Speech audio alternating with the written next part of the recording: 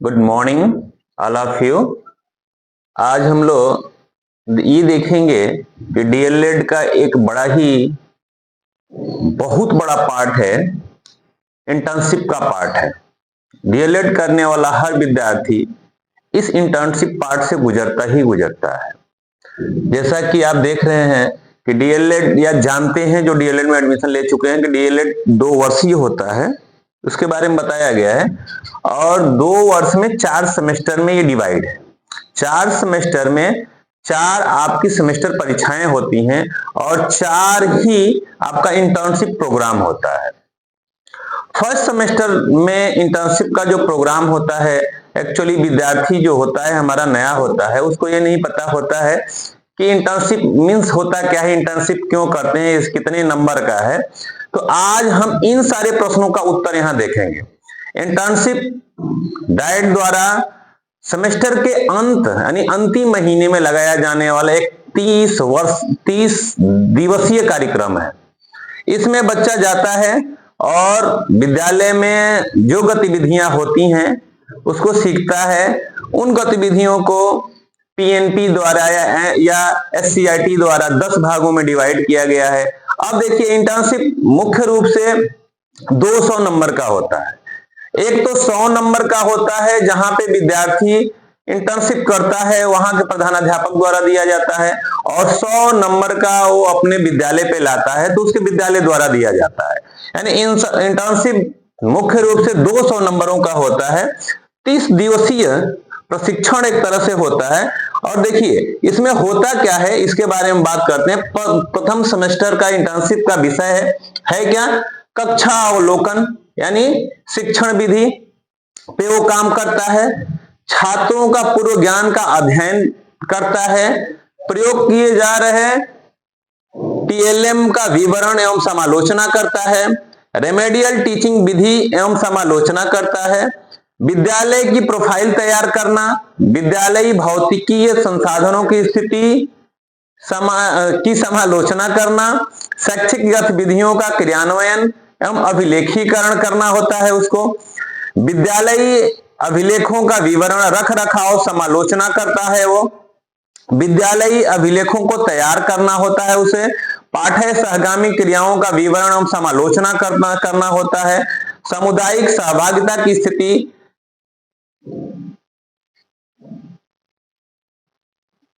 के बारे में वो जानता है। अब देखिए आपको इस फाइल को बनाना कैसे है उसका एक प्रोफार्मा हम लोग लेके आए हैं। जैसे पहले होता है इंडेक्स, अनुक्रमणिका। आप यहाँ पे लिखेंगे, जैसे 10 टॉपिक दिया गया था उस टॉपिक को लिखेंगे। यहाँ पे उस टॉपिक का विवरण किस पेज में कर रहे हैं, सिग्नेचर कराएंगे और रिमार्क यहाँ पे मिलेगा आपको डेट वाइज विधिवत। अब वही चीजें हैं जो हम वहां देखे थे, आप देखिए ध्यान से देख लेंगे। अब हम लोग पहले टॉपिक पे आते हैं जिसका नाम क्या है? कक्षा अवलोकन यानी शिक्षण विधि। अब इसमें विद्यार्थी करता क्या है? कक्षा अवलोकन में उसकी एक फाइल है, कक्ष अवलोकन संख्या 1। देखिए इसमें क्या है, विद्यालय का नाम आप लिखेंगे, जिसमें इसमें लिखा गया है प्राथमिक विद्यालय बजहा शिक्षा क्षेत्र दुबहान। अब ये बलिया की एक फाइल है। ऐसे ही पूरे उत्तर प्रदेश या पूरे भारत के बच्चे करते हैं। अब अवलोकन की तिथि यहां लिख लेंगे कि किस तिथि में हमने अवलोकन किया। अवलोकन कक्षा का विवरण अब नीचे दिया जाएगा। अवलोकन कक्षा का विवरण क्या, जैसे कक्षा किस क्लास यानी किस कक्षा का आप अवलोकन कर रहे हैं, उस कक्षा में पंजीकृत छात्रों की संख्या कितनी है, उस छात्रों में से पंजीकृत छात्रों में से उन छात्रों में की उपस्थिति कितनी है, और क्या पढ़ाया जा रहा है और कौन पढ़ा रहा है। ठीक है, उस समय पढ़ाया जा रहा विषय एवं पाठ्य वस्तु क्या पढ़ाया जा रहा है, कौन पढ़ा रहा है, इसका यहाँ विवरण देखेंगे। और आगे अवलोकन के आधार बिंदु क्या है, किस आधार बिंदु पे हम अवलोकन करेंगे, उसके आधार बिंदु क्या क्या है जिसके आधार पे हम अवलोकन कर रहे हैं। पहला है शिक्षण के पूर्व पाठ योजना तैयार की गई थी या नहीं की गई थी। हम ये देखेंगे कि जो अध्यापक पढ़ाने आया है वो अध्यापक अपना लेसन प्लान बना के लाया है या नहीं लाया है। दूसरा है पाठ योजना के अनुसार ही शिक्षण कार्य किया जा रहा था या नहीं किया जा रहा था, यानी वो पढ़ाने कुछ और आए थे और पढ़ाने कुछ और लगे, क्या ऐसा तो नहीं है? क्या ऐसा है कि उन्होंने जो लेसन प्लान बना के लाया था, जिस टॉपिक को पढ़ाने के लिए लेसन प्लान बनाया था, क्या उसी लेसन प्लान को आधार बना के ये पढ़ा रहे हैं कि नहीं पढ़ा रहे हैं? अगला शिक्षण बिंदु है, पाठ्य बिंदु बच्चों के अनुरूप थी या नहीं थी? कहीं ऐसा तो नहीं है कि क्लास 4 की क्लास चल रही है और बातें वहां क्लास 8 लेवल की हो रही है? कहीं ऐसा तो नहीं है क्लास 4 लेवल का लेसन प्लान है और बात हम कर रहे हैं 2 लेवल का? ऐसा तो कुछ नहीं किया जा रहा है। अगला है, शिक्षण बिंदु को बच्चों के पूर्व ज्ञान से जोड़ा गया कि नहीं जोड़ा गया? यानी जो हमारा शिक्षण बिंदु है वो जैसे ही अध्यापक स्टार्ट किया तो उसको उन बच्चों के साथ उनके प्रीवियस नॉलेज से कनेक्ट किया कि नहीं किया, पूर्व ज्ञान के साथ अपने टॉपिक को जोड़ने का प्रयास किया कि नहीं किया, जोड़ा कि नहीं जोड़ा। अगला है, शिक्षण प्रक्रिया को सरल एवं प्रभावशाली बनाने के लिए शिक्षण सहकर्मी या सह सामग्री का प्रयोग किया, यानी टीएलएम या टीएलए का प्रयोग किया गया कि नहीं किया गया। अगला, अब देखिए शिक्षण प्रक्रिया का विवरण, ये तो हम लगभग 5 टॉपिक पे काम करेंगे कि इन टॉपिकों को आधार बना के उनका लेसन प्लान बनाया गया कि नहीं बनाया गया, इनको आधार बना के शिक्षण प्रक्रिया की गई कि नहीं की गई। अगला हमारा है शिक्षण प्रक्रिया का विवरण। अब यहां हम देखेंगे कि बच्चों को पंक्तिबद्ध ढंग से बैठाया गया था कि नहीं बैठाया गया था, कक्षा में शिक्षक द्वारा दिए जा रहे निर्देश स्पष्ट थे या अस्पष्ट थे। जैसे कभी कभी होता क्या है कि अध्यापक पूछ लेता है कि भारत के प्रधानमंत्री का नाम बताइए, आप बताइए ये क्वेश्चन स्पष्ट है या अस्पष्ट है? बच्चा ये भी बता सकता है जवाहरलाल नेहरू, और ये भी बता सकता है मोदी जी को भी बता सकता है, लेकिन ये क्वेश्चन क्या है? अस्पष्ट है, क्योंकि यहाँ पे ये जिक्र नहीं किया जा रहा है कि भारत के प्रथम प्रधानमंत्री की बात की जा रही है का नाम पूछा जा रहा है या भारत के वर्तमान प्रधानमंत्री का नाम पूछा जा रहा है। अतः ये हम देखेंगे कि कक्षा में जो क्वेश्चन किए जा रहे थे बच्चे से स्पष्ट थे कि नहीं थे। अगला, बच्चे शिक्षक से स्वतंत्रता पूर्वक प्रश्न पूछ रहे थे या डर डर के प्रश्न पूछ रहे थे? 2 तरह के अध्यापक होते हैं, अध्यापक तो बहुत तरह के होते हैं लेकिन मुख्य रूप से 2 तरह के होते हैं। कुछ अध्यापक ऐसे होते हैं जिनसे प्रश्न पूछने में बच्चा सहजता महसूस करता है, तथा कुछ हिटलर टाइप के अध्यापक होते हैं जिनको देख के ही उसके रोंगटे खड़े हो जाते हैं। तो ये देखेंगे कि वो हिटलर वाला अध्यापक था या मित्र वाला अध्यापक था। अगला है, बच्चों को सोचने एवं स्वयं करके सीखने का अवसर प्राप्त हो रहा था कि नहीं हो रहा था। अब शिक्षण विधि पे हम बात करेंगे, अगला जो टॉपिक हमारा होगा। अब गणित शिक्षण में सहयोगी वर्ण शिक्षण प्रविधि का उपयोग किया जा रहा था कि नहीं किया जा रहा था, यानी ऐसे गणित शिक्षण जब पढ़ा रहे थे तो चूंकि गणित पे ही बना है तो सहयोगी किसी प्रविधि का प्रयोग कर रहे थे कि नहीं कर रहे थे। इसको इतना लिखने के बाद प्रधानाध्यापक यहाँ सिग्नेचर मुहर लगेगी और सिग्नेचर हो जाएगा। 1 दिन का आपका कार्य दिवस, पहले दिन का जो कार्य दिवस है कक्षा अवलोकन का पहला अवलोकन खत्म होता है। यहाँ पे किसी को कोई असुविधा हो दुविधा हो तो कमेंट करें, उसको बताया जाएगा क्या समस्या है। अब इसी तरह से दूसरा भी होगा सेम, अब इसको इतना टाइम देने की जरूरत नहीं है। देखिए सेम क्या है, इसी तरह का है, कक्षा अवलोकन संख्या 2, विद्यालय का नाम रहेगा, अवलोकन करने की तिथि होगी, कक्षा अवलोकन संबंधी विवरण। देखिए कक्षा 2 का है, पंजीकृत छात्रों की संख्या 16 है, उपस्थित छात्रों की संख्या के 16 है और जो शिक्षण करता है उसका नाम श्रीमती मंजू देवी है।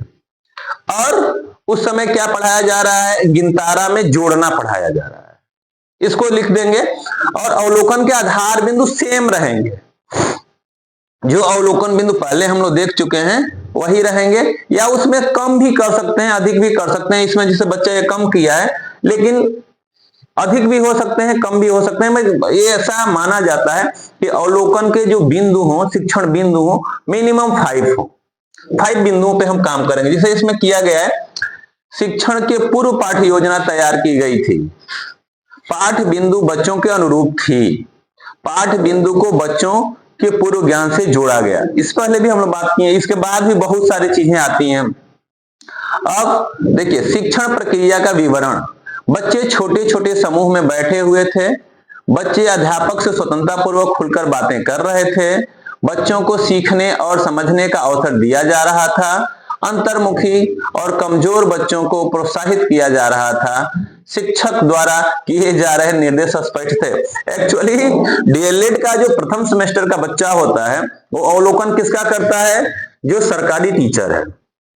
तो सरकारी टीचर कभी भी ये नहीं चाहेगा, या जिसके अंडर में आप अवलोकन करने गए हैं या ट्रेनिंग करने गए हैं, आपको भी ये सख्त हिदायत दी जाती है कि प्रयास करिएगा कोई निगेटिव चीजें, नकारात्मक चीजें न लिखें, पॉजिटिव चीजें ही लिखें। शिक्षण की विधि, किस विधि का प्रयोग उसने किया? देखिए यहां लिखा उदाहरण शिक्षण विधि का उसने उपयोग किया था, और नीचे मुहर और सिग्नेचर हो जाएगी। ये दूसरा आपका कक्षा अवलोकन का कार्यक्रम खत्म होता है। तीसरा कार्यक्रम है प्राथमिक विद्यालय बजहा का, सेम है। जैसे आप देख रहे हैं ये 1 क्लास का लिया गया है। 15 बच्चे रजिस्टर्ड हैं। उपस्थित बच्चों की संख्या 12 है। श्रीमती उषा तिवारी पढ़ा रही हैं और कलरव पढ़ा रही हैं, कलरव में वर्णमाला पढ़ा रही हैं। आप इसको देख सकते हैं। अब यहां पे बच्चा देखिए बढ़ा दिया है। सेम शिक्षण हेतु पाठ्य योजना तैयार की गई थी। आप इसको स्टॉप करके वीडियो को देख सकते हैं और इसी आधार पे अपनी फाइल, इंटर्नशिप की फाइल आप बना सकते हैं। कोई असुविधा हो तो आप कमेंट कर सकते हैं। जैसे कक्षा अवलोकन संख्या 4 है, सब में वही बातें मैं पढ़ूंगा, कोई मतलब नहीं निकलने वाला है। और सेम वैसे ही बनती जा रही है फाइल। ये अगले फाइल पे हम लोग काम करेंगे। एक्चुअली मैं ज्यादा तेज स्क्रॉल कर देता हूं तो बच्चे कमेंट करते हैं कि आप स्लो स्क्रॉल करें।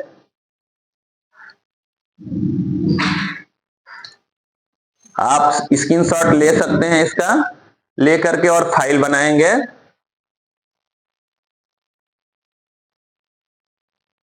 किसी तरह की कोई असुविधा हो तो कमेंट कर सकते हैं। कक्षा अवलोकन संख्या 6, एक बार इसका आप स्क्रीनशॉट लेंगे और अपनी फाइल बना लेंगे।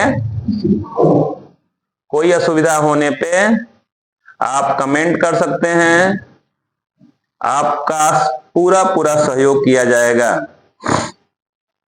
आइए आगे चलते हैं। कक्ष अवलोकन संख्या 9।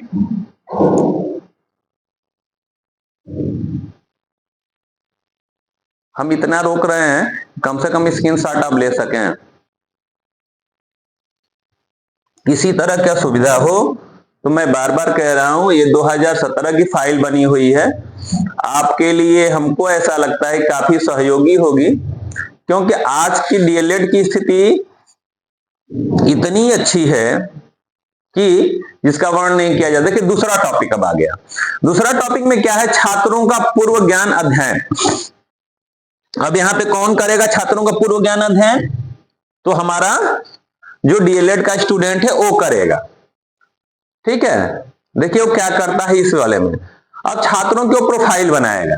जैसे ये पहली प्रोफाइल बना रहा है। छात्रों का नाम कुमारी नेहा, पिता का नाम श्री सुरेश प्रसाद, माता का नाम श्रीमती संजू देवी, और जन्म तिथि उसकी क्या है? 7/9/2006।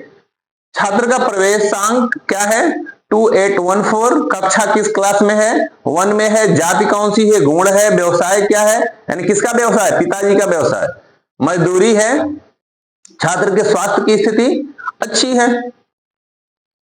लंबाई 3 फुट है। वजन 22 किलोग्राम है। पूर्व ज्ञान छात्र से कविता सुनने के लिए कहा गया, तो छात्रों को कलरव की कविता भारत देश हमारा का पूर्व ज्ञान था।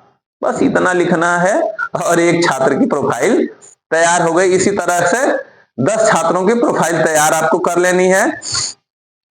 इसको स्क्रॉल हम तेज कर दे रहे हैं इसलिए कि इसको बहुत समस्या नहीं है इसको लिखने में। एक बच्चे का लिख दिए तो 10 बच्चों का लिख लेंगे आप। 5 हो गया, 7, 8, एक बात का ध्यान रखेंगे आप कि 1 to 5 ही करेंगे पहली बार। पहले सेमेस्टर के जितने स्टूडेंट हैं वो 1 to 5 पे काम करेंगे। अब देखिए प्रयोग किए जा रहे हैं टीएलएम का विवरण। अब तीसरा टॉपिक होगा, अब हम ये देखेंगे यहाँ पे कि टीएलएम का प्रयोग क्या है। यहाँ टीएलएम क्या है, देखिए हमारे शिक्षण प्रक्रिया में शिक्षण को सरस बनाने के लिए या हमारे शिक्षण विधि को सहायक बनाने के लिए कुछ सामग्रियों का प्रयोग करते हैं। विशेष रूप से इसको जो नाम दिया गया है, दो नाम दिया गया है, टीएलएम और टीएलए। तो टीएलएम का प्रयोग अभी आपको मैं छोड़ता हूं कि टीएलएम का फुल फॉर्म आप देखेंगे, आसानी से मिल जाएगा, नेट पे जाएंगे तो, और टीएलए का फुल फॉर्म देखेंगे हम। टीएलए और टीएलएम दोनों का प्रयोग अध्यापक अपनी कक्षा को यानी अपने टॉपिक को रुचिकर बनाने के लिए करता है।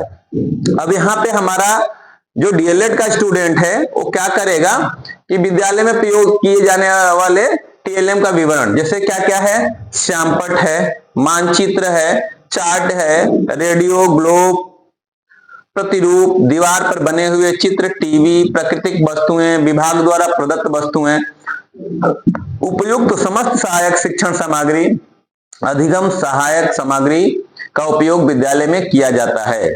समालोचना में लिखेंगे कि विद्यालय में अध्यापक तथा बच्चों की संख्या ठीक थी तथा अध्यापक आवश्यकता अनुसार शिक्षण अधिगम सामग्री का प्रयोग करके अपनी शिक्षण प्रक्रिया को सरल तथा रुचिकर बना रहे थे।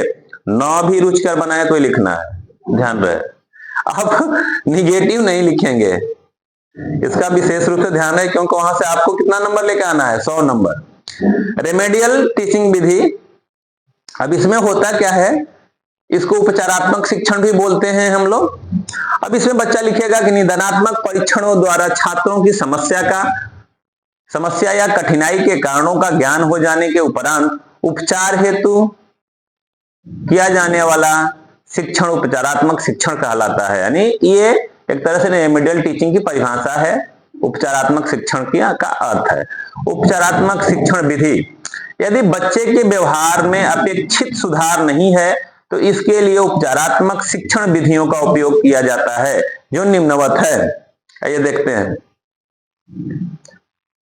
1 2 3 करके लिखेंगे हम। अभ्यास पुस्तिका या कार्य पुस्तिका का उपयोग करके श्रव्य दृश्य शिक्षण सामग्री का उपयोग करके, श्रव्य दृश्य मतलब जिसको सुना भी जा सके और जिसको देखा भी जा सके, दोनों चीजें।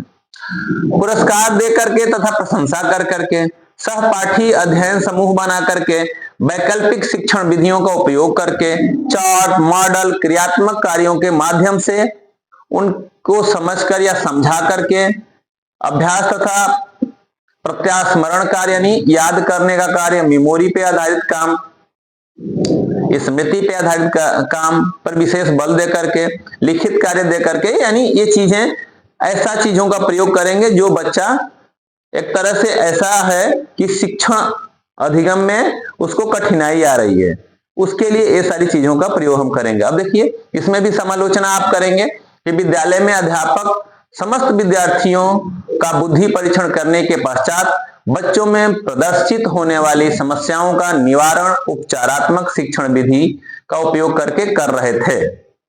हम स्टार्टिंग में बताए कि आपको क्या करना है, पॉजिटिव ही लिखना है। चौथा जो टॉपिक होगा हमारा विद्यालय की प्रोफाइल तैयार करना, विद्यालयी भौतिक संसाधनों की स्थिति का समालोचना करना। यहां भी आप भी पॉजिटिव रहेंगे, आप कुछ भी निगेटिव नहीं लिखेंगे। विद्यालय की प्रोफाइल जिस समय तैयार करेंगे, जिससे इस बच्चे ने अपनी विद्यालय की प्रोफाइल तैयार किया है। प्राथमिक विद्यालय का नाम लिखा है, न्याय पंचायत किसमें आता है, ब्लॉक कौन सा है, जिला का नाम लिखा है और शिक्षकों का विवरण है। शिक्षक किसमें हैं, उमेश प्रसाद, आनंद तिवारी, मंजू देवी, ये लिखेंगे। पद का नाम लिखेंगे, प्रधानाध्यापक कौन है, सहायक अध्यापक कौन है, कितने अध्यापक हैं वहां पे। अब देखिए बच्चों का नामांकन, कुल पंजीकृत छात्रों की संख्या 72 है। कक्षा 1 में कितने हैं, कक्षा 2 में कितने हैं, कक्षा 3 में कितने हैं, 4 में कितने, 5 में। आपकी प्रथम सेमेस्टर ध्यान रहे कि 5 क्लास तक ही होगी। अब यहाँ रसोइये का विवरण, चूंकि आप प्राइमरी विद्यालय में गए हैं तो रसोइये का भी विवरण आप देंगे।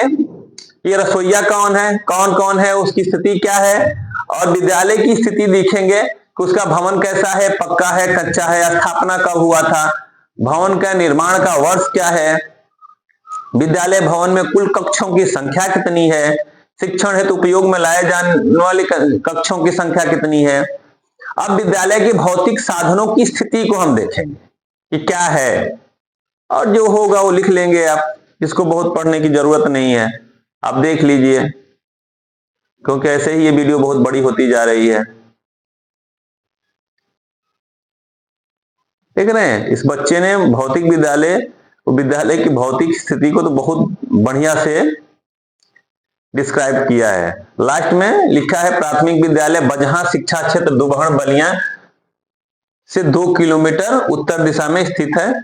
समालोचना किया है यहाँ पे कि विद्यालय में शिक्षकों की संख्या, छात्रों की संख्या, कमरों की संख्या, रसोइयों की संख्या, पूरा विधिवत इसने समालोचना किया है। नीचे प्रधानाध्यापक के सिग्नेचर और मुहर, आप निगेटिव कुछ भी चीजें नहीं लिखेंगे, नहीं तो प्रधानाध्यापक को ही सिग्नेचर मुहर करना है, अतः इस बात का ध्यान रखेंगे।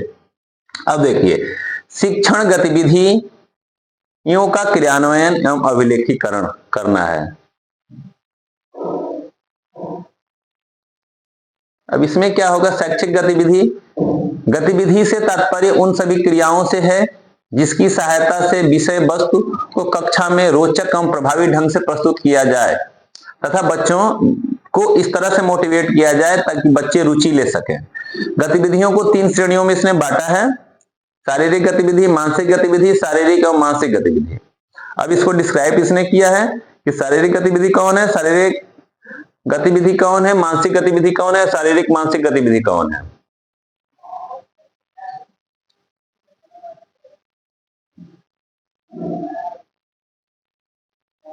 अगला है 7वां, विद्यालयी अभिलेखों का विवरण, रख रखाव एवं समालोचना। समालोचना तो लगभग घर में आपको करना है, हम रोक इसलिए दे रहे हैं ताकि आप इसको पढ़ लें। ये कोई सिद्धांत नहीं है, ये इधर उधर हो सकता है, आप अपने विद्यालय के अनुसार ही करें इसको।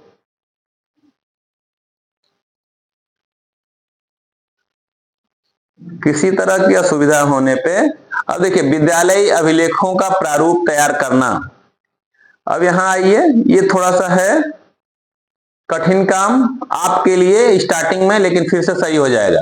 अध्यापक उपस्थिति पंजिका आपको बनानी है, माह बनाना है, संस्था का नाम लिखना है और सन लिखना है, कार्यकर्ता का नाम लिखना है और ये डेट रहेगा।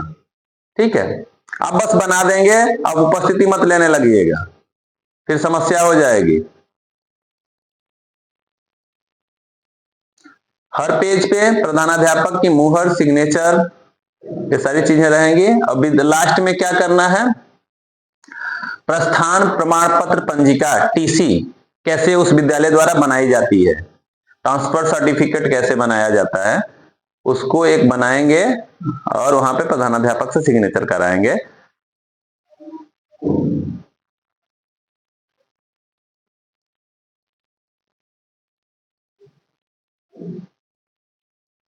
कैशबुक भी बनाएंगे आप, कैशबुक पंजिका बनाएंगे,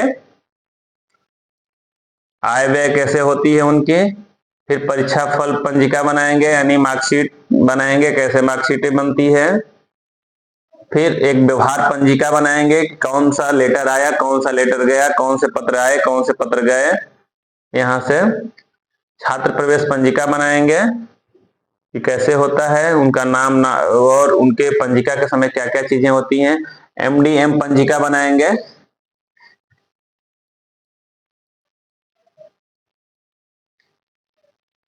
कब कब क्या क्या चीजें बच्चे को खिलाई जाएगी, ये सारी चीजें। 9 नंबर पे आता है पाठ्य सहगामी क्रियाकलाप का विवरण एवं समालोचना।